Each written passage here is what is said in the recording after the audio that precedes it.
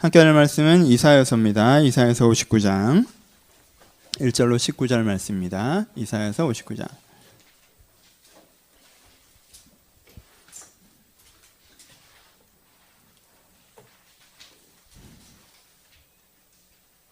이사야서 59장 1절로 19절 말씀. 보통 평소보다 본문이 조금 긴데요. 오늘은 조금은 성경을 보면서 설교를 할 예정이어서 꼼꼼하게 좀 함께 읽었으면 좋겠다라고 생각을 합니다. 59장 1절로 19절 말씀, 제가 1절 읽겠습니다. 여호와의 손이 짧아 구원하지 못하심도 아니요 귀가 둔하여 듣지 못하심도 아니라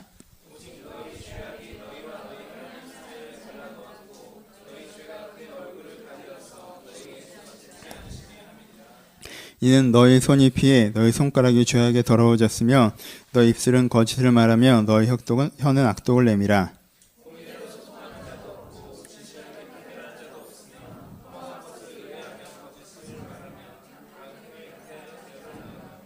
독사의 알을 품으며 거미줄을 짜나니 그 알을 먹는 자는 죽을 것이요 그 알이 밟힌즉 터져서 독사가 나올 것이니라.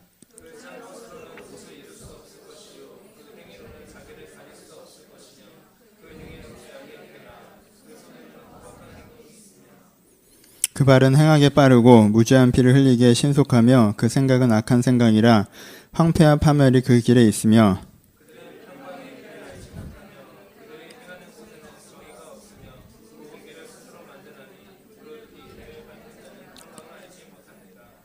추석 마지막 날인데 본문이 좀 그렇죠. 좀 참고 읽으시면 뒤에 좋은 얘기가 나와요. 아시겠죠? 좀 더 갈게요. 그러므로 정의가 우리에게 멀고 공의가 우리에게서 미치지 못한즉 우리가 빛을 바라나 어두운 뿐이요 밝은 것을 바라나 캄캄한 가운데 행함으로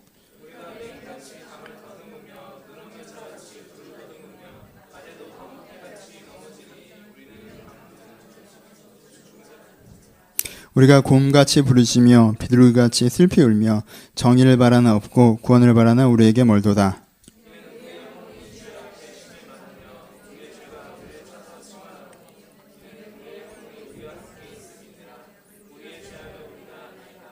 우리가 여호와를 배반하여 속였으며 우리 하나님을 따르는 데에서 돌이켜 포악과 패역을 말하며 거짓말을 마음에 잉태하여 나았으니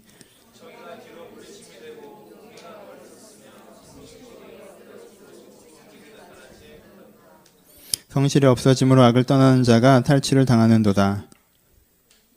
여호와께서 이를 살피시고 그 정의가 없는 것을 기뻐하지 아니하시고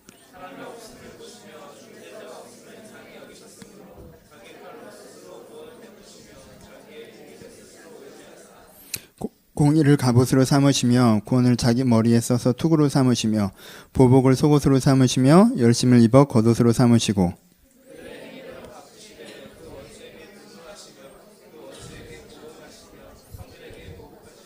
같이 읽겠습니다. 서쪽에서 여호와의 이름을 두려워하겠고 해돋는 쪽에서 그의 영광을 두려워할 것은 여호와께서 그 기운에 몰려 그 피오르는 강같이. 아멘. 오늘은 이사야서 59장 말씀을 가지고 은혜를 나누어 보도록 하겠습니다. 이런 질문부터 시작해 보죠. 그냥 대답은 안 하셔도 되고요. 마음에 툭 떠오르는 느낌을 가지시면 됩니다. 그냥 툭 생각하기에 여러분 인생은 잘 될 것 같아요? 잘 안 될 것 같아요? 기원이 잘 되고 싶어요. 예, 정답이네요. 그렇죠? 어디 달이라도 떠 있어야 될 건데 소원을 빌었는데 잘 되고 싶어요. 잘 될 것 같아요? 잘 안 될 것 같아요? 나는 괜찮은 사람인 것 같아요? 별로인 것 같아요? 사람들이 나를 좋아하는 것 같아요? 혜령아, 너무 그렇게 확신에 찬 표정을 날 쳐다보지 마. 넌 잘 될 것 같고 좋은 사람인 것 같고 사람들도 너를 좋아하는 것 같지? 알겠어요. 사람들이 나를 좋아하는 것 같아요? 안 좋아하는 것 같아요? 그냥 퉁 드는 느낌에. 그 느낌을 갖고 계십니까? 지금 느끼셨습니까? 그리고 그 느낌이 사실 여러분들의 생활에 꽤 영향을 주지 않나요? 잘 안 될 것 같다고 생각하는 사람은요, 일이 잘 되는 순간 몇 순간을 빼면 별로 기분이 안 좋죠. 그렇죠? 내 인생은 전체적으로 좀 안 될 것 같으니까. 그렇죠? 내 인생이 잘 될 것 같다는 생각을 하는 사람은요, 뭔가 잘 안 되는 몇 가지 순간 빼고는 기분이 좋죠. 그렇죠? 잘 될 것 같으니까. 그렇죠? 내가 괜찮은 사람이라고 생각하는 사람은요, 뭔가 공격받거나 상처받는 그 시점 빼고는 전반적으로는 괜찮죠. 내가 별로라고 생각하는 사람들은 누가 칭찬하거나 내가 뭔가 해냈거나 그 순간 빼고는 전체로 좀 안 좋죠, 그렇죠? 그럼 우리는 좀 잘 될 것 같다고 생각하는 편이 더 좋을까요? 글쎄요. 저는 10대에는 제 인생이 도저히 안 될 것 같다고 생각하고 살았던 것 같아요. 내가 뭘 할 수 있을까라는 생각, 정서가 제 기저에 이렇게 끌려 있어서 뭔가 진취적이고 낙관적인 사고는 안 했던 것 같습니다. 그냥 약간 시니컬하고 약간 부정적이고 안 될 것 같다는 생각이 저한테 깔려 있었던 것 같아요. 제 20대에는 되게 잘 될 것 같다는 생각이 많았던 것 같아요. 뭔가 다 잘 될 것 같고 난 내가 되게 대단한 사람이 될 줄 알았거든. 내가 되게 대단한 사람이 될 것 같고 내가 뭔가 위대한 일을 행할 것 같고 뭐 이런 식의 사고가 저한테 좀 이렇게 흐르고 있었던 것 같아요. 지금 생각해보면 양쪽 다 조금 아쉬운 부분이 있는 것 같아요. 내가 10대 때 조금 더 진취적인 생각을 했으면 어땠을까? 좀 더 낙관적으로 생각했으면 어땠을까? 좀 더 주어진 것 말고 그 이상을 좀 생각했으면 어땠을까 하는 아쉬움이 있고요. 제가 20대 때 내가 잘하지 않으면 잘 안 된다는 걸 좀 알고 좀 더 열심히 했으면 어땠을까? 좀 더 성실했으면 어땠을까? 좀 더 내 약점을 보완해내려고 했으면 어땠을까라는 생각이 좀 있는 것 같아요. 둘 다 문제는 뭐냐 하면요. 잘 될 것 같은 생각을 갖고 있냐, 안 될 것 같은 생각을 갖고 있느냐가 아니라 그 앞에 담겨 있는 한 단어. 우리가 막연하게 그 생각을 한다는 게 문제입니다. 막연하게. 그러니까 사실 거기엔 근거가 있거든요. 제가 10대 때 내가 잘 안 될 것 같다고 생각했던, 나는 막연하게 난 잘 안 될 것 같다고 생각했는데 근거는 내 생각엔 지금 돌아보면 성적이었던 것 같아요. 제가 뭐 중고등학교 때 아시잖아요. 4, 50등에서 왔다 갔다 했기 때문에 반에서 4, 50등 하면요. 이렇게 내 인생이 잘 될 것 같다는 생각을 하기가 되게 어려워요. 그렇잖아. 잘 되면 쟤들이 잘 되겠지. 내 앞에 있는 애들이. 그렇죠? 그리고 20대 때는 사실은 대학을 잘 간 거죠. 그러니까 대학을 잘 갔다는 게 지방대를 갔지만 제 국문과를 갔기 때문에 저는 잘하는 게 제가 운동을 잘해요. 뭐 외모가 출중해요. 성격이 좋아요. 그냥 말 하나 잘하잖아요. 근데 말 하나 잘하는 걸 인정해 주는 데가 거기잖아. 거기는 말 잘하는 애가 되게 인정받거든. 그러니까 주변에서 좀 인정받고 격려받은 경험이 많은 거죠. 그 다음에는 신학과를 갔어요. 여기는 말 잘하는 게 더 중요한데요. 그렇죠? 국문과 그래도 글도 잘 써야 되는데, 그렇죠? 그러니까 제 장점이 좀 부각되는 공간에 있었던 거죠. 그러니까 좀 더 전반적으로 그냥 잘 될 것 같다고 생각한 거예요. 근데 이 근거가 얼마나 취약합니까, 그렇죠? 사실 성적이 좀 나쁘다고 해서 내 인생이 안 되는 것도 아니고요. 내가 좀 재능이 있다고 해서 그거 갖고 내 인생 어떻게 잘 될 수 있을 정도의 재능이란 게 없잖아요, 사실. 근데 그때 그 정도의 것을 가지고 내가 막연하게 어떤 낙관과 비관을 가졌던 게 제 문제였던 것 같아요. 우리의 문제인 것 같고 지금도 문제고요. 왜요? 막연하는 건요. 사람이 어떻게 받아들여요? 최종적으로 받아들여요. 그렇죠? 근거가 내가 이걸 보니까 이럴 것 같아 라고 하잖아요. 그래? 그럼 이거보단 이 부분은 어때? 그럼 이렇게 되지 않나? 아, 그럼 그걸 클 수도 있겠구나 라고 전환이 가능합니다. 그렇죠? 근데 막연하게 잘 될 것 같아. 아, 대책 없어요. 그렇죠? 야, 너 이거 문제야. 아, 그래요, 목사님? 아, 전 근데 왜 잘 될 것 같죠? 아, 전 나 안 될 것 같아요. 야, 너 이런 장점이 있는데, 전 목사님 그래도 저는 잘 안 될 것 같아요. 막연하게 갖고 있는 삶에 대한 태도는요, 이게 구름이랑 싸우는 것 같아요. 실체가 없기 때문에 이길 수가 없습니다. 그래서 우리가 막연한 태도로 삶을 인식하는 것, 막연한 태도로 나를 인식하는 것, 그게 나에게 치명적인 실수가 될 수 있는 때가 존재합니다. 물론 신앙 얘기를 하려고 하는 거죠. 신앙도 마찬가지예요. 막연하게 하나님을 믿는 사람이 있어요. 그리고 막연하게 하나님을 안 믿는 사람이 있습니다. 이게 어려워요. 막연하게 하나님을 믿는 거, 그 믿음이 좋아 보여요. 그렇죠? 너는 왜 하나님을 믿니? 아, 모르겠어요. 저는 믿기는데요. 좋습니다. 아주 좋아요. 근데 거기 분명 근거가 있거든요. 그걸 기억해내야 돼요. 어느 시점에서 무엇 때문에 하나님을 믿기 시작했을 거거든요. 근데 그 근거를 잃어버리고 막연하게 저는 하나님을 믿어요. 믿음을 주신 것 같아요. 이렇게 얘기하면요. 믿음이 성장하기가 굉장히 어렵습니다. 사실. 막연한 믿음은 성장하지 않습니다. 왜요? 그 근거 위에 다른 하나들을 쌓아가야지 신앙이 성장하는 것인데 그 근거가 막연하기 때문에 그냥 있는 거, 난 믿으니까 다 받아들이는 듯한 태도로 가면 사실 성장하기가 되게 어려워요. 그리고요, 막연하게 안 믿는 사람한테 신앙 갖게 하기가 되게 어려워요. 저는 왜 안 믿기죠? 여러분, 안 믿기는 게 아니라 안 믿기는 근거가 분명히 있어요. 거기에 항상 근거가 있습니다. 막연한 건 존재하지 않아요. 우리가 보이기에 실체가 없을 뿐이지. 그건 근거가 있어요. 난 이것 때문에 저것 때문에 저런 이유로 안 믿게 되는 근거라는 게 존재해요. 그걸 가지고 얘기를 해야 사실 믿음의 길로 갈 수가 있거든요. 막연한 태도가 우리 가운데 있다는 거예요. 그리고 특별히 신앙에 대해서 막연한 태도를 갖게 되는 이유 중에 하나는 뭐냐면, 많은 사람들, 오늘 본문에 나오는 게 이 얘기를 하려고 얘기를 하는 건데, 오늘 본문에 표현되는데 많은 사람들이 신앙에 대해서 막연함을 갖게 되는 이유가요, 내가 겪는 개인 사랑이 하나님을 일치시키는 경우가 굉장히 많습니다. 막연하게 신앙을 걷게 하는 사람들은 대부분 그렇습니다. 내 인생에 쭉 평탄하게 내가 내 힘으로 해내서 살아왔어요.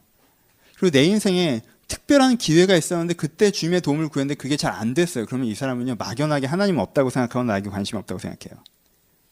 내가 내 힘으로 살아왔고 내 인생에 하나님의 도움이 필요했던 몇몇 장면이 분명히 있었는데 그때 아무런 도움이 없어. 다른 표현으로는 운이 필요한 시점에 운이 없었다고 느낄 때, 뭔가 하나님이 좀, 하나님 난 안 믿는 거, 없는 것 같은데 라고 느껴요. 내 인생에 내가 내 힘으로 해왔다기보다 결정적인 좋은 기회들이 부여됐을 때, 그리고 전체적으로 내 인생이 내가 해낸 개념보다 합리적이고 선하고 의로운 구도 속에서 쭉 흘러왔을 때 하나님이 계신다는 걸 좀 더 쉽게 받아들이고 하나님이 계신다고 생각하는 경향이 있습니다. 심지어 종교가 없을지라도 신이 있다고 생각하는 경향이 생깁니다. 그렇죠? 뭐가 강하다는 거예요? 내가 겪은 개인사의 경험과 하나님을 일치시키는 경향이 되게 많다는 거예요. 막연한 경우가 되게 그런 경우가 많아요. 그럼 뭐가 문제가 돼요? 이 근거가 맞는 근거예요? 아니요, 굉장히 취약한 근거죠. 여러분, 내가 내 개인사가 어떻게 겪었다는 것으로 신의 존재와 유무가, 객관적인 어떤 진리가 나눠집니까? 그렇지 않잖아요. 내가 뭐 스카이다이빙에 성공했다고 해서 만유인력의 법칙이 사라지는 건 아니잖아요. 그렇죠? 그러니까 내가 신의 한정에 못한다고 해서 상대성 원리가 없어지는 것도 아니고요. 그 객관적인 진리라는 건 존재하는 거, 내 개인적인 경험이 거기에 부수적으로 있는 건데, 내 개인적인 경험으로 객관적인 진리가 존재하는 것처럼 생각하는 패턴이 문제가 생긴다는 거죠. 그렇죠? 이게 막연함의 문제. 하나님에 대해서 막연하게 접근합니다. 누가 그랬어요? 여기 이스라엘 사람들이 그랬죠. 이스라엘 사람들이 개인사가 안 좋았습니다. 어땠어요? 여기가 지금 이사야가 이 이사야서를 쓰고 있는 시점이 이스라엘, 유다가 개국하고 한 300년 정도가 지난 시점이었거든요. 여러분, 나라가 300년 정도가 지났으면요, 이 나라가 어떤 나라도 대충 각이 나오잖아요. 조선은 개국한 지 50년 지났어요. 조선이 개국한 50년이에요. 그럼 이 나라가 어떻게 될지 모르는 거잖아요, 사실. 이 나라가 위대한 나라가 될 수도 있고 초라한 나라가 될 수도 있고, 뭔가 이렇게 기대와 두려움이 반반이잖아요. 근데 개국한 지 한 300~400년이 넘어가면 이 나라는 이 정도다라는 각이 나오잖아요. 그쵸? 조선은 그냥 유교를 섬기는 나라고, 자기 나라 땅은 지키는데 딴 나라는 못 쳐들어가는 나라고, 중국한테는 속고이고 일본한테는 가끔 깨지고 가끔 일본은 깨기도 하고, 뭐 이런 정도의 수준의 나라 라는 식으로 개념이 잡혀버린단 말이에요. 유다도 마찬가지였어요. 300년이 지나 보니까 그냥 삼류 약소 국가로 그냥 규정이 됐단 말이에요. 그렇죠? 우리는 그냥 삼류 약소 국가예요. 그리고 요즘에 아시리아가 새로운 트렌드로 떴는데 그게 세상을 휩쓸고 다녀요. 근데 거기에 잘못 걸리면 나도 죽을 것 같아요. 그렇죠? 그게 유다가 처한 현실이에요. 나는 그냥 평범한 애고 잘난 애들이 휘젓고 다니는데 걔들한테 잘못 걸리면 난 골로 갈 수가 있단 말이에요. 그래서 난 걔가 좀 이렇게 무서워요. 그 시대가 무섭고 그 상황이 무섭고 그 세상이 무섭단 말이에요. 이게 내 현실이에요. 근데 성경에 뭐라고 적혀 있어요? 성경은 뭐 대단한 말들이 적혀 있잖아요. 넌 하나님의 나라고 하나님의 족속이고 하나님의 해를 세상에 전할 그런 민족이고 뭐 이런 말들이 적혀 있단 말이에요. 그러니까 이 말이 어떻게 들려요? 되게 그냥 하는 얘기로 들리는 거죠. 그렇죠?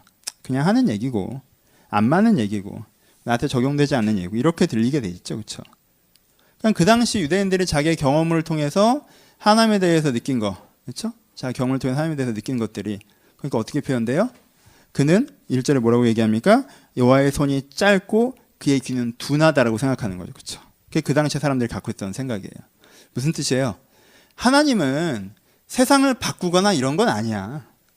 내 인생을 어떻게 주관하거나 이런 것도 아니고, 그의 손은 짧아. 그가 도울 수 있는 건 뭐 마음의 평안, 뭐 위로, 뭐 이 정도. 이런 거지. 그는 상황을 바꾸거나 세상을 바꾸거나 인생을 바꾸는 게 아니에요. 그래서는 짧아라는 생각이 그들 가운데 들어간 거죠. 그리고 그의 귀는 어두워. 무슨 뜻이에요? 나에게 큰 관심이 없어. 내가 한 달 동안 금식하면서 바닥을 막 굴러다니면서 한 번만 살려달라고 하면 인생에 한 3번 정도 도와줘. 그렇죠? 뭐 내가 이렇게 하나님 전 이렇습니다. 별 말이 없어. 하나님 뭐 이래도 별 말이 없고 그냥 막 내가 굶고 쌩 난리를 쳐야 세미하게 이렇게 해볼까라는 생각이 살짝 드는 정도? 뭐 그 정도야. 하나님은 귀가 어떻게 해요? 어두워, 둔해 이렇게 표현하는 거죠. 그렇죠? 그 당시 사람들이 갖고 있었던 신관이었어요. 그렇죠? 여호와관이죠. 내가 겪어보기에, 내가 경험하기에 하나님은 그냥 손도 짧고 귀도 둔하고 내가 삼류국가고 지금도 어려운 상황에 휘둘리고 있으니까 사실 내가 하나님을 믿는 사람이니까 하나님은 별거 아니라는 거죠. 그렇죠? 이게 이 사람들이 막연하게 갖고 있던 신앙관이에요. 그리고 이들의 막연함에 대해서 지금 이사야가 오늘 이사야서 59장을 쓰고 있는 거예요. 이사가 되게 기가 막히게 하면서 씁니다. 그리고 하나님이 되게 기가 막히게 하면서 쓰신다는 거죠. 무슨 얘기예요? 되게 하나님께서 되게 답답한 거예요. 야, 니네가 지금 이 지경이 된 게, 이 지경까지는 아니지만 니네가 지금 요 정도로 사는 게, 니네가 지금 요러고 사는 이유가 내가 안 도와주고 내가 개입하지 않고 내가 그래서 그래? 좀 그렇게 막연하게 보지 말고 명확하게 보자는 거예요. 네가 어떤 기준을 갖고 어떻게 추구하고 어떻게 행동해서 이 결과가 나왔는지 좀 명확하게, 선명하게, 치열하게 규정해낼 필요가 있지. 그리고 도대체 왜 나는 지금 여기에 서 있을까에 대한, 내가 어떤 길을 걸어서 여기까지 왔는가에 대한 명확한 지도를 그려야지. 그럼 명확한 지도 없이 막연하게 오늘 어렵네, 하나님 왜 날 안 도와주지, 이렇게 가는 게 맞느냐는 거죠. 지금 이사야가 이 얘기를 시작합니다. 그렇지 않아요? 여러분, 누군가 하나님에게 하나님 나한테 왜 이러십니까? 라고 얘기하려면 그 사람은 하나님의 기준대로 살았던 사람이어야 되죠. 그렇죠? 하나님의 방법대로 추구한 사람이었어야 돼요. 그렇죠? 그리고 하나님께서 꿈꾸시는 걸 같이 꿈꿨던 사람이어야 돼요. 그렇죠? 누군가 하나님의 기준을 갖고 하나님의 방법대로 하나님께 꿈꾸시는 걸 이루어 가려고 하다가 그게 안 된다면 하나님 나한테 왜 이러십니까? 라고 얘기할 수 있어요. 그렇죠? 하지만 내가 세상의 기준을 가지고 내 방법대로 하나님의 이야기는 듣지도 않고 하나님의 도움을 받으려고도 하지 않고 내 힘과 내 멋대로 살다가 어느 날 그게 잘 안 됐어. 그럼 그때서야 생뚱맞게 하나님 나한테 왜 이러십니까? 이런단 말이야. 하나님 입장에선 난감한 거 아니겠어요? 우리도 자주 이런 태도로 접근한다는 거죠. 막연하게 인생이 어려우면 하나님 왜 안 도와주세요? 라고 얘기하고, 막연하게 이 상황에서 어떻게 해야 됩니까? 어떻게 해야 됩니까? 저렇게 해야 됩니까? 그래서 그럼 무엇을 위해서도 없이 나는 나아지는 목적도 내가 정해놓은 상황에서 그럼 어떻게 해야 돼요? 라는 식으로 접근하는 것들에 대해서 하나님께서 되게 안타까워서 하시는 얘기가 오늘 얘기입니다. 하지만 물론 결론에서 뭐 우리가 잘못했다 이 얘기를 하려는 건 아니에요. 하여튼 한번 가봅시다. 하나님께서는 뭘 하려고 해요? 이사야에서 뭘 하려고 합니까? 유다에게 유다의 문제가 뭐였는지 명확하게 보자는 이야기를 하려고 이 이야기를 시작하고 계십니다. 얘기를 한번 진행해 봅시다. 처음엔 이렇게 나오네요. 하나님께서 손이 짧고 귀가 어두운 것이 아니라 오직 너희의 죄악이 너희와 너희 하나님 사이를 갈라놓았고 너희 죄가 그 얼굴을 가리어서 너희 손을 듣지 않았고 너희 손의 피가 너희 손가락의 죄악이 너희 입술은 거짓에 대하여 악독하여졌기 때문이다라고 얘기합니다. 여러분, 우리가 약간 하나님이 일목요연하게라고 생각했는데 이 구절을 읽는 순간 기분이 확 나빠집니다. 왜요? 하나님 뭐라고 하는 거예요? 네가 나쁜 놈이어서 그래 라고 얘기하는 거죠. 그럼 뭐 맞는 말일 수 있겠지만 기분이 나쁘잖아요. 그래요? 내가 나쁜 놈에서 이렇게 되면 다 내 책임이란 거구나. 다 내 책임이네. 넌 잘못 하나도 없고 하나님은 잘못 하나도 없고 다 내가 잘못해서 내 인생이 이 모양이라는 거네요. 알았어요. 그럼 내가 알아서 할게요. 이렇게 되는 거잖아요. 사실 하나님은 무슨 얘기를 더해? 내가 나쁜 놈이라 했는데 알겠어요. 이렇게 끝이잖아요. 사실 요 얘기는 뭐예요? 오프닝이고, 그럼 뭐가 네가 악해서도 막연한 얘기잖아요. 그럼 뭐가 악해서인지에 대한 디테일을 한 번 더 봅시다. 성경에서 뭐라고 얘기합니까? 그 다음을 한번 읽어보죠. 오늘 텍스트를 좀 많이 봐요. 이는 4절에 뭐가 나오죠? 공의대로 소송하는 자가 없고 진실하게 판결하는 자도 없으면, 이게 첫 번째입니다. 그렇죠?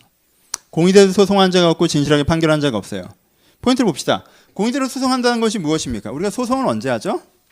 소송을 언제 해요? 소송해 보셨습니까? 할 일이 별로 없으시죠 아직은. 공의대로 소송을 해요. 무슨 뜻이에요? 얘랑 나랑 문제가 생겼어요.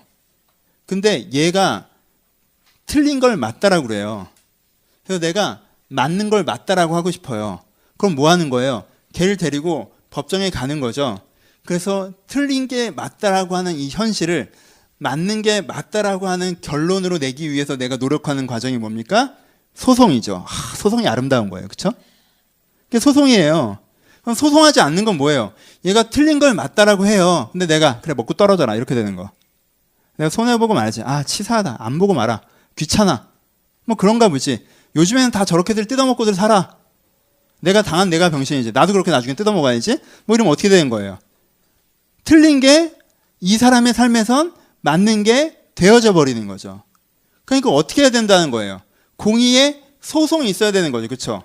어디에서? 일단 여러분들 4명에서 있어야죠. 내가 틀린 걸 찾고 맞다라고 해요. 그게 틀린 걸 나도 알아. 내가 이렇게 이기적으로 살면 안 되는 거고, 내 감정만 중시하면 안 되는 거고, 내 인생에 계획 없이 살면 안 되는 거고, 내 멋대로 살면 안 돼. 이게 틀려. 내가 알아. 근데 어떻게 해야 돼 그러면? 소송해야죠. 이 틀림이 맞음인 것처럼 내 안에 서 있으니까 내가 소송을 해서 이 틀림을 맞음으로 바꿔야 된다는 거예요. 그렇죠? 그리고 이것은 틀렸다라고 꽝꽝꽝 판결을 내서 내 안에 이것이 더 이상 기준으로 활동하지 못하도록 만들어야 된다는 거예요. 그렇죠? 그렇죠? 관계적으로도 마찬가지죠. 삶의 현장에서도 마찬가지죠. 내면에서, 관계에서, 삶의 현장에서 내가 좋으니까 나한테 잘해주는 애는 좋은 애, 나랑 맞는 애는 좋은 애, 나랑 안 맞는 애는 나쁜 애, 나한테 잘 안 해주는 애는 나쁜 애. 이게 불이하잖아요. 근데 난 실제 이 기준을 쓴단 말이야. 그럼 어떻게 해야 돼? 내가 소송해야죠. 내가 이 내중심적인 관계를 끊어낼 수 있도록 내가 소송해야 된단 말이야.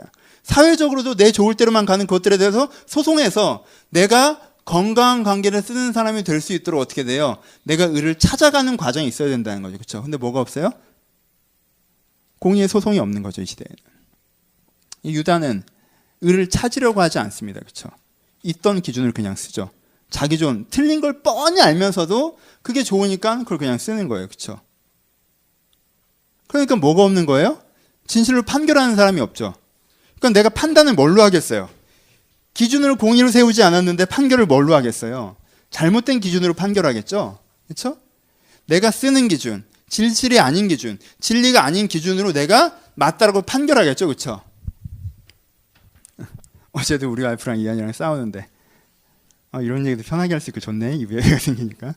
네, 싸우는데 엄마가 잘했어요. 엄마가 90% 잘하고 아이가 10% 잘못했는데 그걸 설명을 하기가 귀찮으니까 나중엔 엄마가 말하면 들어 무조건 막 이러더라고요. 예. 애는 이제 그 말꼬리를 잡은 거죠. 사실 애가 잘못했는데 엄마 말은 왜 무조건 들어야 되냐. 엄마니까 뭐 어린이니까 뭐 이렇게 나선 거죠. 우리 와이프는 약간 가끔 논리를 안 쓰거든요. 그러니까 이렇게 간 거예요. 그러니까 애는 그 말꼬리 갖고 계속 물고 늘어지는 거예요. 잡고 늘어지는 거고. 둘이 계속 싸우죠. 거기서 그 기준 자체는 맞는 게 아니에요. 그렇죠? 근데 그 감정은 이해하죠. 얘가 그냥 내 말 하면 그냥 좀 들어줬으면 좋겠는 어머니의 사소한 소망은 내가 이해를 하지만 그 기준을 그냥 쓰면 안 되죠. 그렇죠? 그 기준을 쓰면 안 돼요. 좋은 게 아니에요. 그런데 그 기준을 썼다고 제가 거기서 뭐라고 하면 돼요? 안 돼요? 안 돼요. 전 뭐라고 하고 싶은 마음이 저런 부당한 기준을 내 아들에게 적용하고 있는 이 부당한 현실이 되게 분노가 되지만 이 분노를 표출하는 순간 나도 또 하나의 불의가 되거든. 왜? 부모가 교육할 땐 다른 부모가 끼지 않는 게 원칙이거든. 난 이걸 또 참아야 돼. 그렇죠? 그냥 내가 거기서 열받는다고 또 하면 내가 어떻게 되는 거예요? 내가 내 화난다라는 기준을 쓰는 거죠. 그렇죠? 내가 답답하다는 기준을 쓰는 거고 내가 화난다는 기준을 쓰는 거고 내가 좋다라는 기준을 쓰는 거고 내가 싫다라는 기준을 쓰는 거고 거기 공의가 있어요? 없죠? 사람이요 공의로 소송하지 않으면 진리로 판결하지 않습니다. 뭘로 판결해요? 내 기분대로, 내 관계대로, 내 이해관계대로 판결하죠. 결정하죠. 뭘? 내가 오늘 할 행동을, 내가 오늘 할 말을. 그렇죠? 그리고 그렇게 해버리죠. 이게 그 당시의 사람들의 특징이었다는 거예요. 하나님의 개입할 여지가 생기나요? 안 생기는 거죠. 왜요? 그 사람들이 하나님의 의견과 기준에 상관없이 자기 의견과 기준대로 이미 많은 것들을 판결하고 있고 하나님의 의견과 기준, 진리를 찾으려고 하는 의도가 없잖아요. 그렇죠? 두 번째, 이런 식으로 표현하고 있네요. 본문은 이렇게 얘기합니다. 허망한 것들을 의뢰한다로 표현을 하는데요. 4장 중반부에. 그리고 5절에 독사의 알을 품으며 거미줄을 짜나니 그 알을 먹는 자는 죽을 것이고 그 알을 밟은 즉 터져서 독사가 나올 것이라 그 짠 것은 옷을 잃을 수가 없는 것이므로 그 행위로는 자기를 가릴 수가 없으며 그 행위의 죄악의 행위라 그 손은 포악한 행동이 있으며 이렇게 표현됩니다. 지금 무슨 얘기라고 했어요? 비유죠. 두 가지 얘기를 합니다. 하나는 뭐예요? 독사의 알이죠. 그렇죠? 독사의 알이에요. 알은 뭡니까? 알을 품는다고 해요. 그러니까 이 사람이 보기엔 이게 뭐예요? 독사의 알인지 뭔지 알아요? 몰라요? 모르죠. 근데 내가 보기엔 뭐야? 알이야. 근데 누구 알 같으니까 품는 거예요? 내 새끼 같으니까 품는 거죠. 내 알 같으니까 품는 거예요. 내 자식이 나올 줄 알고 품는 거예요. 내 생명이 나올 줄 알고 품는 거예요. 그렇죠? 근데 이게 독사알이라는 거죠. 무슨 뜻이에요? 이게 내 생명인지 내 가치인지 내 미래인지 고민해 보지도 않고 그냥 내가 보기에 알이니까 여기에 뭘 드려요? 지극정성을 드리는 거죠. 성의를 다하는 거죠. 결과가 날 때까지 이걸 내가 품고 있는 거예요. 그리고 결과가 나는 순간 그게 나를 공격하죠. 그게 나에게 해롭다는 걸 알게 되죠. 내가 도대체 이 짓을 왜 했을까를 깨닫게 된다는 거예요. 또 하나는 뭡니까? 거미줄로 짜는 옷을 표현합니다. 그렇죠? 거미줄로 옷을 짠다는 거예요. 이 이미지는 뻔하죠. 거미줄로 옷을 짜요. 그럼 얼마나 어렵겠어요, 사실. 누에 같은 걸, 꼬치 같은 걸로 여러분 명주실 같은 걸로 옷을 짜야지 거미줄로 옷을 짜면 그 옷을 짜는 형태를 만들기도 어렵고 실을 뽑기도 어렵고 만들어놔도 입는 순간 다 찢어져 버린다는 거죠. 그렇죠? 여기 거미줄로 옷을 짜는 게 뭘 표현합니까? 그의 나를 보호해 줄 수 있어요? 그의 나를 멋지게 해줄 수 있어요? 그게 나를 아름다운 사람을 만들고 그게 나를 보호받는 사람을 만들 수 있습니까? 그 옷이 나를 따뜻하게 해줄 수 있고 그 옷이 나를 아름답게 할 수 있어요? 없어요. 근데 그것이 나를 따뜻하게 해줄 것인 것처럼 그것이 나를 아름답게 해줄 것처럼 생각하고 그 되지도 않은 걸 정성스럽게 만들고 있다는 거예요. 그렇죠? 제가 한 수많은 삽질 중에 여러분과 나눌 수 있는 것 중에 하나는 뭐냐면 저는 미드를 되게 좋아해요. 저는 제가 제일 사랑하는 미드는 프렌즈입니다. 저와 함께 늙어간. 아십니까? 여러분들 세대는 아닌가? 정말 최고의 시트콤이 아닐까요? 저는 시즌 1부터 시즌 10까지 다 봤습니다. 한 회도 빠지지 않고 2회 정도 본 것 같아요. 시즌 7은 한 3, 4번 정도 본 것 같습니다. 여러분 시즌 10까지 다 봤을 때 마지막 장면에 눈물이 나요. 얘네들이 다 이사 간단 말이야. 그리고 빈 아파트를 쭉 비치는데 이 10년의 세월이 느껴지면서 그게 딱 꺼졌을 때 몰려 들어오는 허무. 시즌 한 회당 30분 정도, 한 시즌당 24회, 그 시즌에 10회, 그것을 2번씩. 내 인생의 젊은 날은 어디로 갔을까요? 도대체 무슨 짓을 한 거야? 아까워 죽겠어요. 전 로스트도 봤어요. 또 뭐 봤지? 저 되게 많이 봤어요. 하여튼 내가 거기에 내가 평화가 있고 거기에 쉼이 있고 거기에 안정이 있는 것처럼. 여러분 제가 프렌즈 볼 때는요, 다른 건 그렇게까지 못 봤지만 한 회가 빠지면 여러분 인터넷 사이트에서 다운받았는데 시즌 7이라고 해서 알집으로 다운받았는데 8회가 빠져있고 이래요. 그러면 그걸 다시 찾기 되게 어렵거든요. 그걸 찾아 모으는 열심과 열정과 내가 오늘도 일찍 퇴근하면 오늘은 내가 이 미드를 볼 수 있겠구나. 전도사 때인데 내가 집으로 달려가서 영혼들은 뒤에 있는데 빨리 달려 집으로 들어가서 그걸 또 보고 앉아있고 킥킥거리고 있고. 무슨 짓을 한 걸까? 여러분 이건 나눌 수 있는 수준이고 이것보다 얼마나 큰 삼치를 많이 했겠어요. 내가 젊은 날로 돌아간다면 하고 싶지 않은 행동들이 많이 있지 않아요? 나만 그래? 그렇죠? 내가 그게 독사의 알인 줄도 모르고 그걸 품고 있었던. 난 진짜 내가 20대로 돌아가면 10대로 돌아가면 내가 했던 연애 10분의 1만 할 거예요. 정말 난 그것만 해서 훨씬 더 위대한 사람이 되었을 것 같아. 내 시간들, 내 열정들, 내 관심, 내 인간관계 다 어디 갔어? 물론 거기서 성장한 부분이 있다고 제가 여러분한테 자주 얘기를 하긴 하지만 솔직히 저는 그 성장은 10분의 1이면 충분했어요. 사실 뭐 얼마나 더 많이 해야 돼. 내가 썼던 연애에 썼던 시간들, 내가 TV에 썼던 시간들, 내가 거기서 인정받는 게 내 인생의 성공인 줄 알고 지나치게 열정을 다해서 했던 직장 생활들, 그 사람한테 인정받는 게 중요한 것 같아서 그 사람한테 잘 보려고 내 기준과 다른 기준을 내가 그냥 수용했던 변질의 순간들, 얼마나 나에게 인생에 독사의 알을 품고 거미줄로 옷을 짜며 그것이 나를 보호해 줄 것처럼, 그것이 나를 아름답게 할 것처럼, 그것이 부화되면 내 인생에 생명이 태어나는 것처럼 그렇게 썼던 시간들이 이들 가운데 있었다는 거예요. 여러분 진짜 맞는 게 무엇인지 고민하고 그것들을 찾아가려고 하며 그것들을 판단해서 행동하는 삶은 내팽겨친 채 내 생각에 왜 그런지도 명확하지 않은 상태에서 왜 그게 네 알이라고 생각하는데 왜 거미줄이 너를 따뜻하게 할 거라고 생각하는 데에선 명확한 고민과 근거도 없이 막연하게 이것을 하면 좋아질 것 같아요, 이것을 하면 행복해질 것 같아요, 이것을 하면 내 인생에 비전과 미래가 있을 것 같아요 하는 것들에 내 온 정성을 다해서 거기에 투자하고 살아가는 삶이 이들의 삶을 구성했다라는 거예요. 그렇죠? 이게 유다의 삶이었습니다. 유다는 그랬습니다. 하나님의 진리와 가치 이런 것들에서 크게 고민하지 않았어요. 그것들은 좀 고리타분 얘기처럼 느꼈고요. 그리고 뭘 했습니까? 어떤 왕은 뭘 했어요? 우리나라가 잘 되려면 인류 국가가 돼야 되는데 어떻게 해야 될까? 무기고를 세우자. 그래서 병기성을 세우고 내가 그리고 재물을 쌓는 성을 세우자. 재물을 쌓는 성을 세우고 그리고 그 성이 결국은 다른 나라가 이 나라를 침략하는 이유가 돼서 다 털리고. 야, 우리가 유대적인 방식이 잘못된 거야. 선진 문물을 받아들이자. 최신 트렌드가 뭐냐? 바벨론 방식이 최신 트렌드다. 그걸 우리가 이입해서 따라가자. 라고 하는 순간 남의 흉내한 애는 이류가 되고, 그렇죠? 몸에 맞지도 않는 옷을 입고 뛰다가 몰라 꼭 인류 국가가 돼야 돼? 난 왕이니까 난 놀고 먹을래. 왕 좋잖아. 뭐 인생을 즐기고 누리는 거지. 꼭 그렇게 치열하게 살아봐야 피곤하기만 하지라고 그냥 인생을 낭비하다가 다른 나라의 포로로 끌려가고. 이 사람들의 삶이라고 하는 것들이 사실 자기들이 바른 기준을 세우고 추구했던 것이 아니라 진리가 무엇인지 고민해보지도 않은 채 내가 생각하기에 병기성을 세우면 내가 생각하기에 즐기는 인생이 좋은 것 같고 내가 생각하기에 그냥 저 나라의 방식을 따라하면 그러면 좋지 않을까라고 자기가 독사의 알을 내 알이라고 정해놓고 자기가 지금 거미줄을 만든 옷을 진짜 내 인생의 코트가 될 수 있다고 결정한 다음에 그것을 애주중지 성실하게 열심히 살아간 삶을 살아갔던 것들이 이들의 삶이라는 거예요. 그 삶의 결과가 무엇입니까? 성경에서 뭐라고 기억합니까? 그러므로 정의가 우리에게서 멀었고 공의가 우리에게 미치 못한즉 우리는 빛을 발하는 어둠뿐이요. 그렇죠? 뭔가 빛을 발하고 이 알이 부화되면 인생의 아름다운 날이 올 줄 알고 그 옷을 입으면 되게 아름다운 따뜻한 날들이 올 줄 알고 빛을 발하였으나 어둠뿐이고 맹인같이 담을 더듬으며 눈 없는 자같이 두루 더듬으며.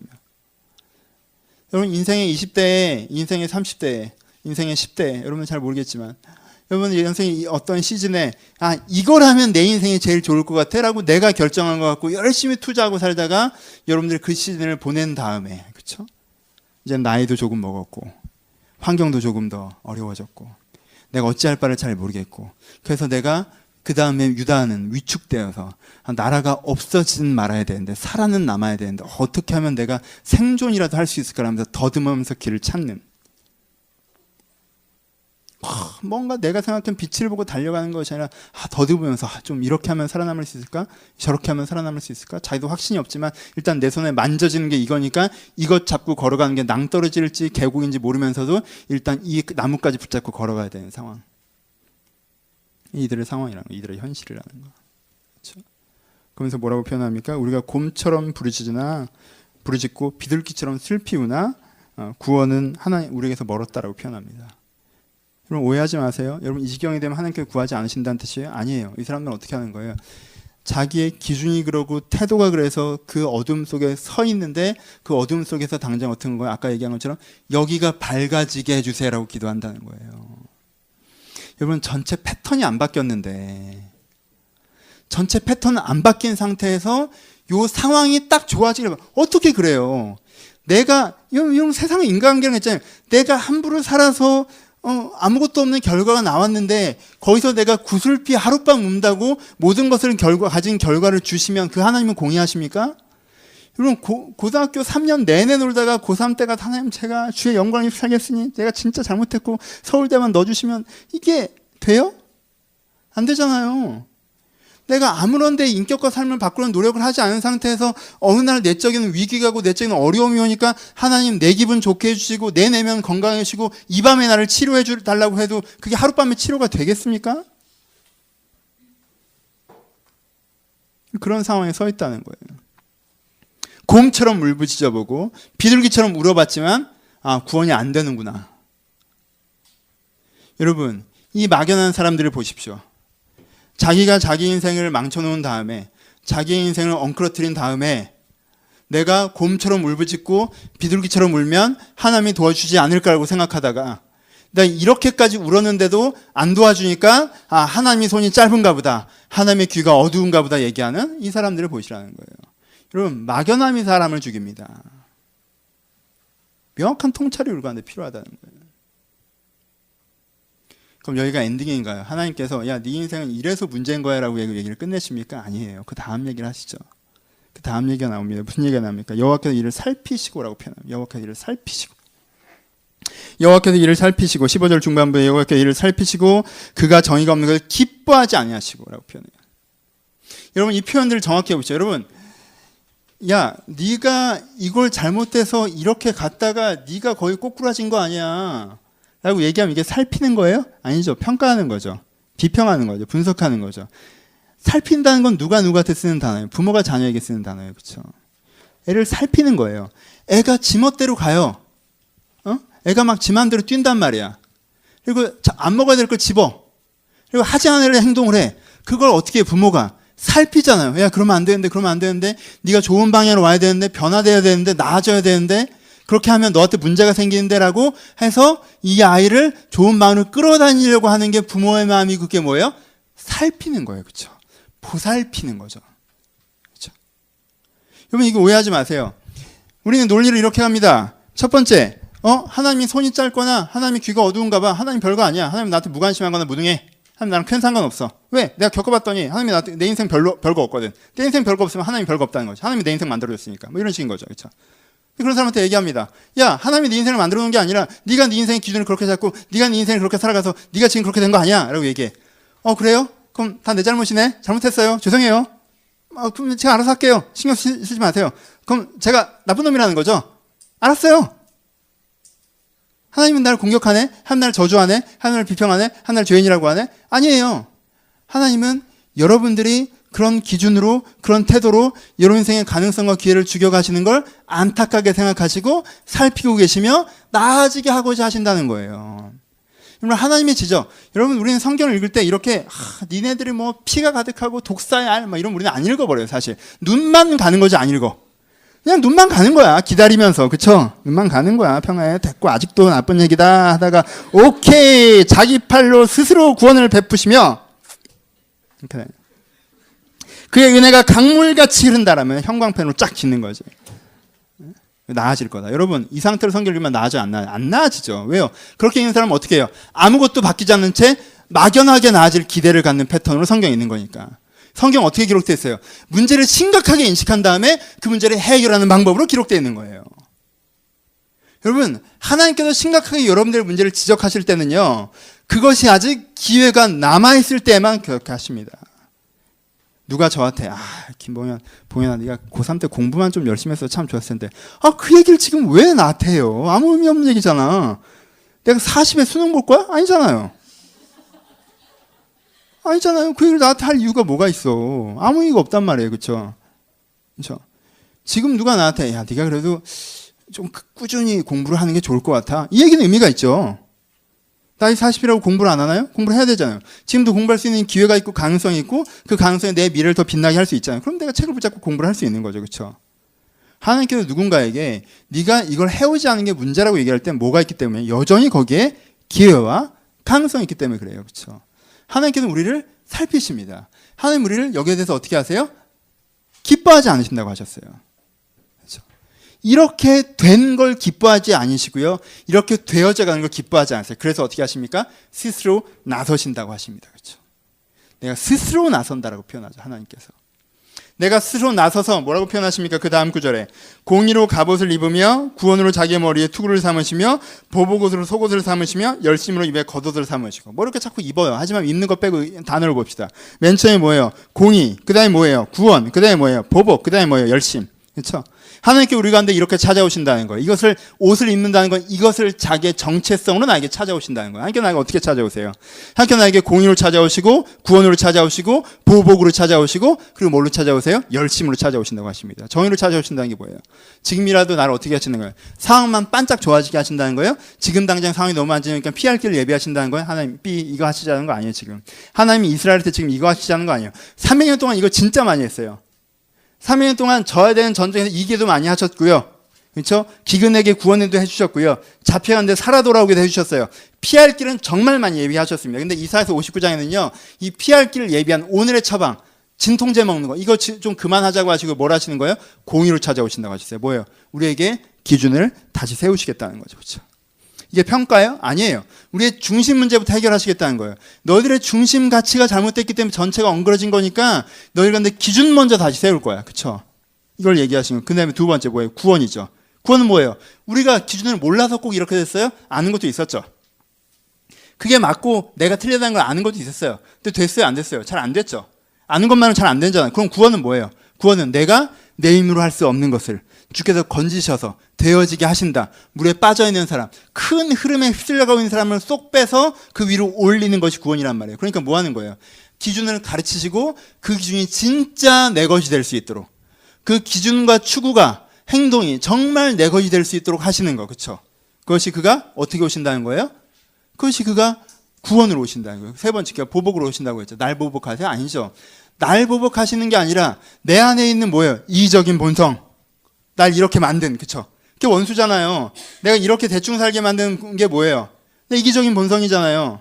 그쵸? 또 뭐가 있어요? 내 조급한 마음, 막연한 사고, 그리고 내가 그런 것들을 부어넣은 세속적인 흐름, 이런 것들을 하나님께서 어떻게 하신다는 거예요? 끊으신다는 거죠. 공격하신다는 거죠. 보복하신다는 거죠. 내 안에 은혜의 흐름을 세우시고 세속의 흐름은 끊어내신다는 거예요. 그리고 네 번째, 이걸 어떻게 하신다는 거예요? 하나님이, 신이 열심히 하신다고 하십니다. 이걸 열심히 할 거다, 진짜. 그가 열심히 하신다고 하셨기 때문에 지금도 하고 계실 것입니다. 그렇죠? 한 번 하겠다는 게 아니라 내가 한 번 가봐 줄게. 내가 한 번 내려가 줄게. 내가 한 번 기회를 딱 줄 테니까 그걸 잡아. 이렇게 얘기하지 않으세요. 내 안에 공의의 기회와 구원의 기회와 보복의 기회를 너희한테 한 번 딱 줄 테니까 예수 십자가로 2000년 전 십자가에서 한 번 딱 내려올 테니 그때 네가 탁 잡아야 되라고 얘기하시는 게 아니라 내가 이걸 열심히 하신다는 거예요. 지금도 하고 계신다는 거예요. 영원히 하신다는 거예요. 그렇죠? 무슨 뜻이에요? 조금 더 바꿔봅시다. 내가 지금 독사의 알을 품고 내가 지금 거미줄로 옷을 짜고 뭐가 맞는지는 신경도 안 쓰고 그렇게 내 인생을 망가뜨리는 방법으로 내가 헛된 거에 내 인생을 투자하면서 살아가고 있는데 별로 중요하지 않은 것에 내 인생을 쓰고 살아가고 있는데 그렇게 살아가는 나에게 하나님께서 넌 그 모양이냐라고 얘기하시는 것이 아니라 하나님께서 그런 나에게 찾아오셔서 뭐가 맞는 건지 가르치시고 그것을 할 수 있도록 내 안에 격려하시고 능력을 주시며 내 안에 그런 잘못된 생각들을 흘러들어가는 그 흐름들을 끊어내시고 그리고 그것들이 진짜 될 수 있도록 지속적으로 나와 함께 일하신다는 거예요. 그렇죠? 진리는 존재하고요. 진리는 여러분들에게 진리의 됨을 가르치고 여러분들이 그것들을 할 수 있게 하고요. 그리고 그것이 하지 않는 잘못된 것들을 변질된 것들을 변화되게 하고요. 그것이 지속적으로 여러분의 삶 가운데 이루어질 수 있다라고 얘기를 하는 거예요. 그렇죠? 그게 그 당시 유다가 받아들였어야 되는 설교였습니다. 그렇죠? 지금 이사야는 유다를 정죄하는 게 아니에요. 이사야는 유다에게 중심 문제 해결하고 가자는 겁니다. 핵심 문제 해결하고 가자는 거예요. 바로 고치고 가자는 거예요. 전체를 제대로 보자는 거예요. 그렇죠. 그러니까 세 가지로 갑시다. 적용하고 마칠 텐데. 적용 오래 걸리는 거 아시죠? 첫 번째, 막연하게 인식하지 마시고요. 치열하게 냉철하게 통찰하십시오. 내 자신을 절대 막연하게 인식하셔서는 안 돼요. 이 정도면 괜찮은 사람이지. 왜요? 난 좀 한심한 것 같아요. 왜요? 인생이 잘 될 것 같아요. 왜요? 인생이 잘 안 될 것 같아요. 왜요? 막연하게 인식하지 마시고 치열하게 통찰하십시오. 그림을 정확하게 그리셔야 됩니다. 내가 왜 그런 생각과 마음과 태도로 살아가고 있는지 그림을 정확하게 그리셔야 돼요. 그리고 그 그림을 정확하게 그린 이후에 그 그림을 어떻게 하셔야 돼요? 평가하셔야 됩니다. 치열하게 통찰하셔야 됩니다. 여러분들을 내면에서 스스로 막연하게 지우고 있잖아요. 그럼 다른 세상과 사고와 의지가 여러분들을 조정하기 쉬운 인간이 돼요. 별것도 아닌 거 가지고 바뀔 수 있는 것 같고 바뀌지 않는다고 완고하게 되는 인간이 돼요. 그럼 막연하게 생각하는 사람은 신도 고치기가 어려워요. 나도 고치기가 어려워요. 그러면 저한테 올 때 질문을 들고 오셔야 내가 설명을 해주죠. 왠지 모르겠는데 요즘에 우울해요. 어떻게 해야 돼 내가? 어떻게 해? 내가 맞춰? 막 이렇게 안수하나? 요새 갑자기 하나님이 안 믿겨요. 어떻게 해야 돼? 거기에 갑자기란 없어요. 그냥 요즘에 삶에 대한 열정이 그냥 사라져 버렸어요. 그럼 뭐 또 어쩌? 대단한 건 뭔 줄 알아요? 나 가끔 맞춘다. 네가 그러고 와도 내가 맞춰. 응? 근데 맞춘다는 게 뭡니까? 제가 여러분들의 스스로의 내면을 통찰할 수 있도록 조금 도와주는 거죠. 하지만 누가 해야 돼요? 내가 해야 되죠. 내 내면에 대한 명확한 통찰을 갖고 있어야 돼요. 그리고 두 번째, 디펜스 하려고 하지 말고요. 합리화하려고 하지 말고요. 방어하지 말라고 하지 말고요. 그것을 진리로 냉혹하게 비평해야 됩니다. 냉혹하게 비평해야 돼요. 야고보서 성경 공부 때도 말씀을 드렸는데 여러분들이 뭔가 판단할 때 어떤 기준을 쓰세요? 그것만 딱 보면 돼요. 그것만 딱 보면 돼요. 제가 요즘에 제일 무서운 게 뭔지 아십니까? 하나님께서 저한테 되게 신랄하게 비판하시는 건 뭐냐면요. 교회가 잘 돼가고 있는 게 저를 되게 좋아해요. 교회가 잘 돼가는 거 좋아해요. 근데 제가 좋아하는 마음속에 절반 정도는요. 내가 안정돼서 좋아해요. 그건 싹군이잖아. 그건 사업이라고. 그건 내 생계의 수단으로 삼는 거란 말이에요. 성경에서 지속적으로 지 먹을 거를 위해서 일하는 자들에 대해서 하나님의 일꾼에 대해 지속적으로 일하는 성직 먹을 거를 위해서 일하는 성직자를 비판하시거든요. 물론 내가 안정된 게 좋죠. 좋아야 되죠. 하지만요, O는 아니에요. 근데 저 같은 경우 그게 되게 커요. 왜? 처음에 걱정을 되게 많이 했거든. 그러니까 그게 나한테 지금 너무 크게 오는 거예요. 그게 나를 변질시킵니다. 분명히 변질시켜요. 그 부분을 지속적으로 저를 지적하십니다. 싹군이라고. 돈만 하는 목회자고 막.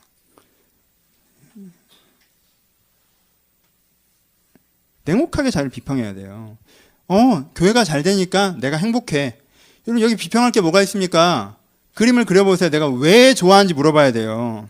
내 좋아하는 마음이 그리스도의 나라가 확장되니까 좋죠. 그게 거짓말 아니에요. 저는 사실은 5 이상이 그것이 더 큽니다. 그렇잖아요. 그것이 분명히 있어요. 하지만 내가 눈을 한쪽만 갖고 그것만 있는 것처럼 스스로 속이면 안 된다는 거예요. 그 반대쪽도 분명히 있어요. 여러분들이 쓰고 있는 기준을 보란 말이에요. 내가 쓰고 있는 삶의 기준을 냉혹하게 비평해야 됩니다. 내가 어떤 기준으로 살고 있는지. 내가 진짜 편안한 걸 즐기고 성공을 사랑하고 안정을 추구하며 그리고 사람들에게 인정받고 사람들에게 사랑받고 싶은 것이 나의 선택과 추구의 기준점이 되고 있지는 않은지, 내가 사람들한테 잘하는 것이 내가 사람들을 잘하는 걸 정말 사람을 사랑해서 그런 건지 좋은 평판을 얻기 위해서 그런 건지, 내가 사람들한테 잘하는 것이 내가 사람들한테 인정받는 걸 즐기는 사람이어서 그런지 사람들이 나를 아껴주길 바라서 그러는 건지, 아니면 진짜 내가 인간을 사랑하는 사람 마음에서 그런 것인지, 내가 사람한테 잘하고 있고 사람들이 나에게 넌 좋은 사람을 얘기할 때도 내 스스로 냉혹하게 물어봐야 돼요. 내면의 지도를요 치열하게 그려내십시오. 그리고요 여러분들이 실제 어떤 기준을 쓰고 있는지 냉혹하게 비판해야 됩니다. 그리고 세 번째, 하나님과 함께 그것을 바꿔나가셔야 돼요. 끊어서 얘기하면 먼저 그것을 바꾸시는 하나님이 있다는 걸 믿어야겠죠. 그렇죠? 여러분 평가까지만 하면요 못 살아.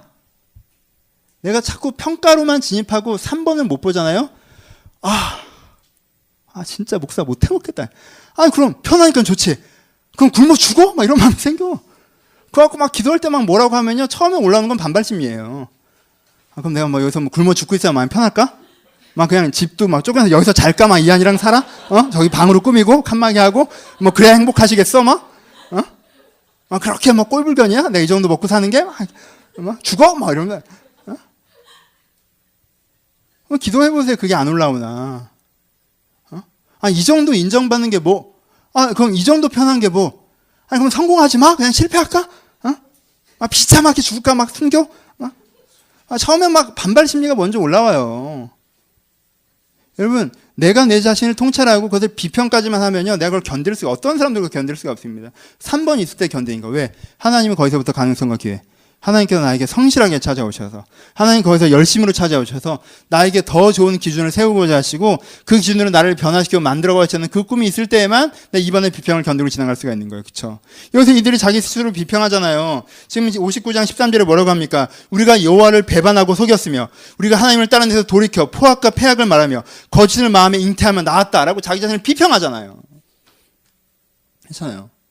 내가 하나님을 속였다라고 얘기하잖아요. 이 사람들은 억울한 거 없었을까요? 이 사람들이 정말 무슨 정말 방탕하고 사치하고 막 사람들 연쇄살인범이고 이런 게 아니에요. 이 사람들 막 이 욕을 먹지만 이 사람은 그냥 이게 삼류국가인 게 싫어서 어떻게든 좀 잘해보려고 해보다가 또 몇 번 깨지고 이런 거예요, 그냥. 근데 왜 이렇게 혹독하게 얘기하세요? 진짜 잘 되고 있는 애들이 이러고 있으니까 혹독하게 얘기하시는 거 아니에요. 소망했기 때문에, 꿈이 있기 때문에, 얘들이 그걸 믿기 때문에 뭐라고 얘기하는 거예요? 우리가 여호와를 속였고 광포했고 포악했고라고 자기 자신을 고백하는 거 아닙니까? 그렇죠? 그리고 고백 위에 뭐가 있는 거예요? 하나님께서 공의로 옷을 입고 구원으로 투구를 쓰고, 그가 구원으로 투구를 겉옷으로 열심으로 겉옷을 입고 그가 나에게 찾아오시고 계시고, 그래서 마침내 맨 마지막 구절, 우리가 읽었던 구절에 뭐라고 얘기합니까? 19절 후반부에 여호와께서 그 기운에 몰려 급히 우리는 강물같이 오시려. 하나님께서 나에게 찾아오시고 하나님께서 나를 변화시키고 하나님께서 나를 새롭게 하시는데 강물이 뒷물결에 밀려서 쏟아져 내려오는 것처럼 나에게 하나님께서 찾아오시고 그 변화를 이끌어 나에게 임한다라는 거예요. 그렇죠? 여러분, 이 59장의 흐름이 보이십니까? 하나님에 대해서 시니컬했던 사람이 자기 자신의 문제를 선명하게 증명하고 냉혹하게 자기를 비평한 다음에 거기에서 하나님께서 일하고 계심을 믿고, 그래서 그 하나님이 내 안에 강물처럼 흘려내오신 것을 경험하여서 새로운 사람으로서 하나님 앞에 서는, 그 59장에는 회복의 흐름들을 우리 가운데 얘기하고 있고 회복의 가능성과 메시지를 우리 가운데 던지고 있다는 거예요. 오랜만에 강의 설교하네. 여러분 나를 버릴까 봐 자꾸 못했는데 오늘 괜찮아. 자주 해야겠다. 그렇죠? 이 59장이 때때로 되게 아프지만 저도 이 거미줄로 만든 옷을 얘기할 때 아파요. 내가 거미줄로 만든 옷 요 정도만 되면 나아지게 저 정도만 되면 나아지지 않을까. 그런 거에 신경 쓰고 살았던 모든 사람들. 근데 그런 것이 아니라 내 안에 바른 기준을 세우는 그것들을 가운데 있을 수 있고 있어야 한다는 것을 여러분 믿으셨으면 좋겠습니다. 결론 갑시다. 우리 가운데 한 문장으로 마무리해보면, 그리고 여러 문장을 얘기하겠죠. 그렇죠? 막연하지 않게 치열하게 알아가시고, 그리고 두려워하지 말고 용기 있게 바꿔나가십시오. 치열하게 알아가서 여러분들이 스스로에 대해서 문제다라고 인식하는 순간에 용기를 내기가 되게 어려워요. 나는 사실 되게 한심하구나 이렇게 끝나면 절대 안 돼요. 그럼 모르고 사는 게 나아요. 바꾸자고 인식하는 거예요. 그렇죠? 여러분 병원 가서 다 헤집어진 다음에 당신 암 말기여서 곧 죽어요 이 얘기 들을 거면 병원 왜 갑니까? 남은 여생 편안하게 살지. 고치려고 헤집는 거예요. 그렇죠? 바꾸려고 헤집는 거고. 그렇죠? 치열하게 문제를 인식하세요. 그렇죠? 막연함 속에 숨지 마시고요. 치열하게 문제를 인식하세요. 그리고 용감하게 그걸 바꿔나가십시오. 이게 인간이 갖고 있는 능력입니다. 인간은 고통에 무너지고 통증에 몰락하는 것이 아니라 내 안에 고통이 왔을 때 그것들을 인내하고 극복하는 과정을 통해서 그 고통보다 더 큰 사람이 되어져 가는 과정을 겪어갈 수 있는, 그래서 이에게는 위기가 성장일 수 있는 것이 인간의 위대함입니다. 이것이 우리 가운데 필요해요. 지금 내가 했던 문장은 크리미널 마인드 시즌 3에 나온 얘기예요. 여전히 위드를 좋아해요. 큰일이네. 진짜 말씀 마칩시다. 살던 대로 살면서 새로운 삶의 결과가 있길 바라지 마십시오. 하지만 살던 대로 살지 않는다면 다른 결과가 올 것이라는 얘기를 당연히 믿으셔야 됩니다. 그렇죠? 살던 대로 살면서 새로운 결과가 있길 바라지 마세요. 하지만 살던 대로 살지 않아도 똑같은 결과가 있을 거라고 얘기하지 마세요. 여러분들이 기준을 바꾸고 삶의 태도를 바꾸며 하나님과 함께 추구해 나간다면 왜 같은 결과가 오겠습니까? 여러분들 오늘 숙제와 문제를 극복해 나가셨으면 좋겠습니다. 진짜 말씀을 마칩시다.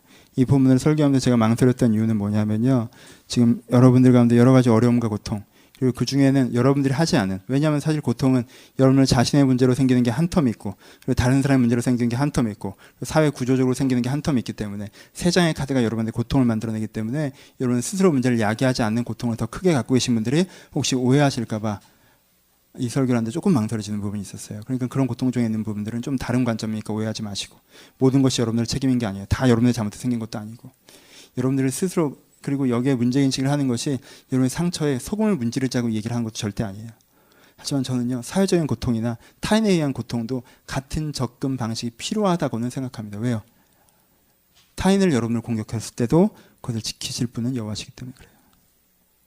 세상이 여러분들을 공격했을 때도 그것을 치유하실 분은 여호와시기 때문에 그래요.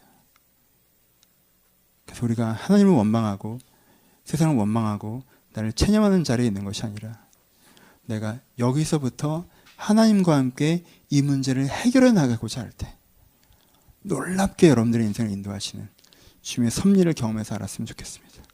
하나님이 내 내면에서 일하시는데 직장에서 일하지 않으시고, 하나님께서 내 내면에서 일하시고 직장에서 일하시는데 관계에서 일하지 않으시는 게 아니라 하나님께서 내 내면에서, 이 관계에서, 이 현장에서 우리의 삶 전체에 일하실음을 믿으시고 주님과 함께 여러분에게 주어진 숙제, 문제 혹은 과제를 하나님과 함께 풀어나가십시오.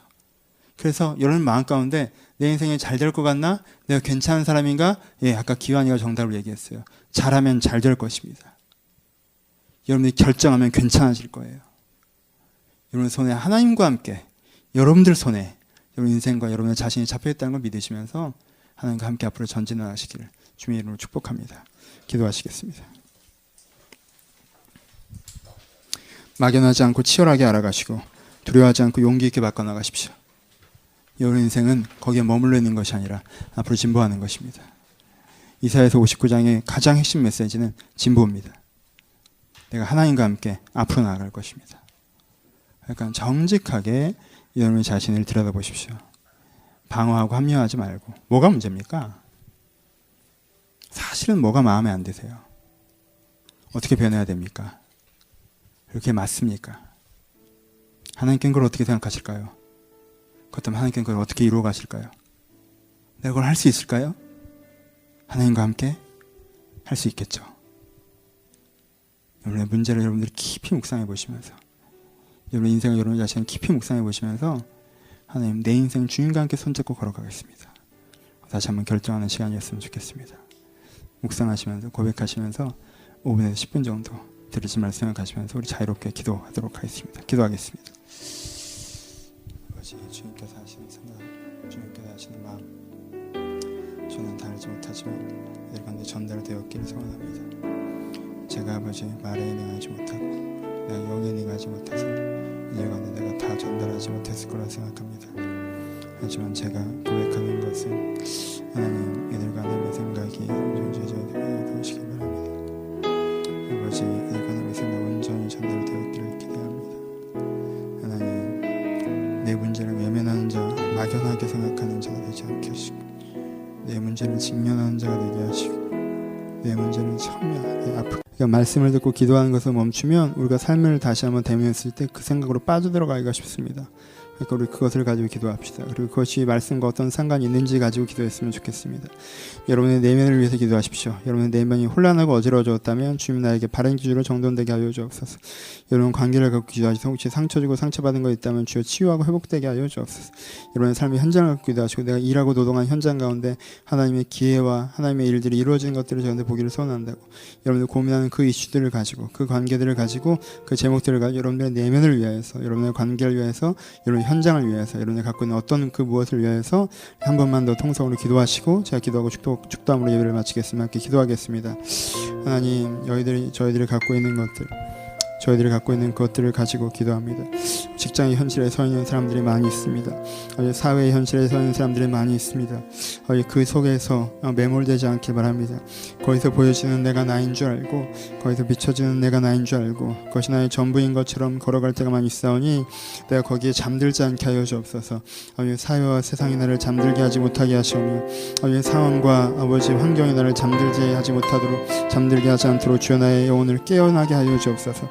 내일부터 직장의 현장으로 복귀하면 거기서 있는 내 평가가 나인 것 같고, 거기서 있는 내 업무가 내 인생인 것 같고, 거기서 있는 내 위치가 내 전부인 것처럼 느낄 때가 많이 있습니다. 그래서 여기서 걸어 나와야겠습니다. 내가 여기서 걸어 나와야겠습니다. 주님께 지혜를 주셔서 거기서부터 걸어 나올 수 있도록 이렇게 축복하여 주옵소서. 거기서부터 걸어 나올 수 있는 나를 축복하셔서 하나님께 주시는 은혜의 관계대로, 하나님께 주시는 성령의 관계대로 저희가 주 앞에 새로워질 수 있도록 아버지와 저를 돌보아주옵소서. 아유, 관계를 축복합니다. 주여, 내가 혹시 이기적이진 않았습니까? 내가 사랑받고 인정받고 싶은 만큼 내모였진 않았습니까? 아버지, 내가 사랑하고 사랑받는 관계성을 만들어내게 하시오며, 또한 아버지, 내가 또 사랑해야 될 사람들을 사랑할 수 있도록 전화를 돌보셔서 내가 의무에 가운데 관계적으로 끌려가는 것이 아니라 주님께 주신 삶의 기회 가운데 건강한 관계들이 내 안에 만들어지며 하나님께 생각하시는 그 행복이 내 가운데 주어질 수 있도록 나를 돌보시고 축복하시고 하나님 만들어갈 수 있도록 능력과 은혜를 또한 허락하여 주시옵소서. 아버지, 이들의 내면을 지키시길 소원합니다. 저희가 가만히 있으면 세상이 내 안에 씨 뿌리고 지나갑니다. 세속적인 사고방식이 아버지 내 안에 씨 뿌리고 지나가서 내가 또 성공을 바라보며 달리고, 내가 또 안정만 생각하며 살아가고, 내가 또한 인정받고 욕구에 가운데 매몰될 때가 많이 있습니다. 아버지, 내가 그것이 내 모습이 아닌 것을 주 앞에 고백하오니 내가 인정으로 사람을 사랑하고 세상을 나아지는 것이 내 인생의 기준이며 내 인생의 중심이 나의 주인공인 것을 기억하서 내가 그렇게 살아가는 사람이 될 수 있도록 축복하여 주옵소서. 내 가운데 있는 기도분의 기도대로 정말 아버지, 내가 하나님을 사랑하는 사람이 되고 심령이 가난한 사람 되게 하시고, 내가 온유한 사람 되게 하시고 의리에 핍박받는 사람 되기를 선하오니 아버지, 내가 하나님의 사람으로 만들어내고 살아갈 수 있도록 우리를 돌보시고 주님께 축복하여 주옵소서. 아멘을 허락하여 주옵소서. 하나님 아버지, 저희 눈이 참 어둡습니다.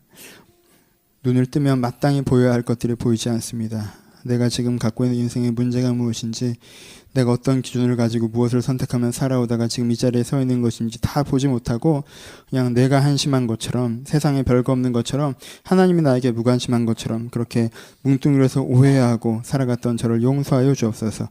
내가 이 눈먼에서 걸어 나와서 내 인생에 어떤 족적들이 있었는지, 어떤 기준들로 살아왔는지, 무엇이 잘못된 것인지 내가 명확하게 이해하고 명확하게 인식하고 내가 그것들을 교정하고 수정하여서 내 인생을 만들어가는 사람들을 드리고 축복하여 주옵소서. 아버지, 내가 외면하지 않고 아프더라도 치열하게 내 문제를 인식하겠습니다. 내가 절망하지 않고 용감하게 그 문제를 해결해 가겠습니다. 내가 그것을 보는 과정 가운데, 내가 그것을 고치는 과정 가운데 의의 하나님과 사랑의 하나님이 함께 하셔서 하나님이 내 인생을 바꿔가시는 내가 경험할 수 있도록 여기 있는 한 사람 한 사람의 심령과 인생과 주님께 축복하여 주옵소서. 이제는 우리 주 예수 그리스도의 은혜와 하나님 아버지의 사랑하심과 성령님의 교통하심이 지금도 주님 손잡고 걸어가고자 하는 모든 심령 가운데 이제부터 영원토록 함께 있을지어다. 아멘.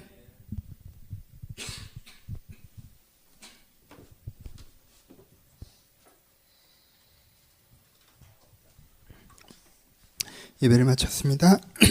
서로 주님께 감사의 박수 나누겠습니다. 감사합니다. 예, 오늘